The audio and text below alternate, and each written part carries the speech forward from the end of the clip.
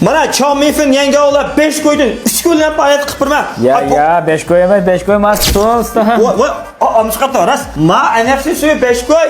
Ma Chomifin 10 koy, 15 koy bo'ldi. Faoliyat qilib qolgan bo'lsaqmi yana biz ma NFC suyu meniki oğlan men tükditay bo'ldi.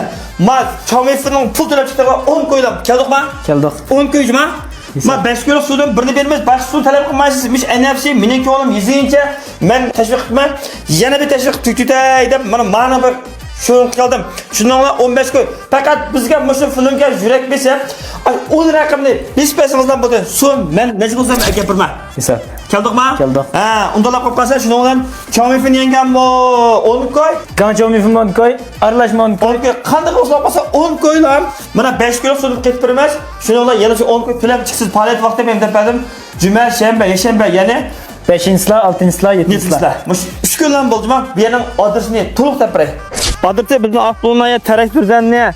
To'taq mangdigan bekatni bilmaydigan traktor zanne. Shuni bunda uzun kelsak, mila ko'rish uni taomlari degan shu do'kon shu juma faoliyatdan yinolmaydigan, tinolmaydigan bo'ldi. Deyishib qo'yib turib, anga tatib ma'quldi.